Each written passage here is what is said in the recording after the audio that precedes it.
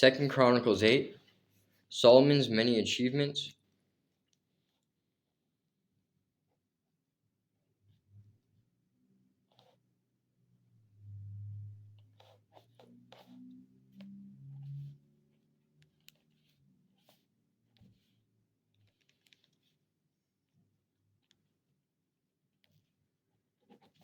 It took Solomon 20 years to build the Lord's temple in his own royal palace.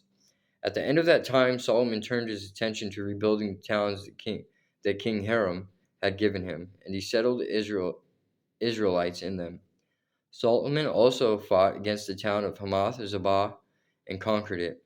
He rebuilt Tadmor in the wilderness and built towns in the region of Hamath as supply centers.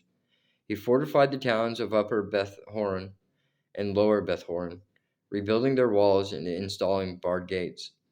He also rebuilt Baal, Baalath, Baalath and other supply centers and constructed towns where his chariots and horses could be stationed.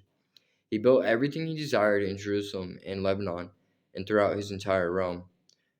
There were still some people living in the land who were not Israelites, including the Hittites, Amorites, Perizzites, Hivites, and Jebusites. These were descendants of the nations whom the people of Israel had not destroyed. So Solomon conscripted them for his labor force, and they serve as forced laborers till this day. But Solomon did not conscript any of the Israelites for his labor force. Instead, he assigned them to serve as fighting men, officers in his army, commanders of his chariots and charioteers.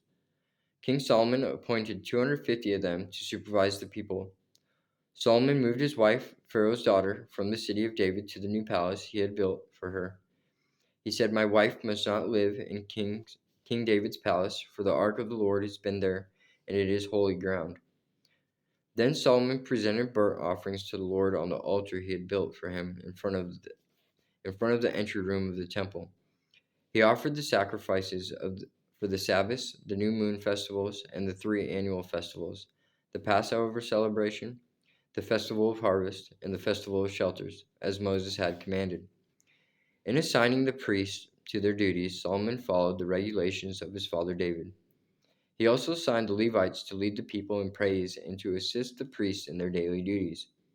And he assigned the gatekeepers to their gates by their divisions, following the commands of David, the man of God.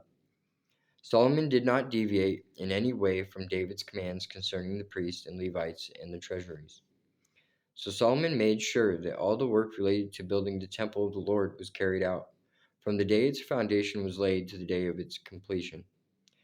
Later, Solomon went to Ezion Geber and Elath, ports along the shore of the Red Sea in the land of Edom.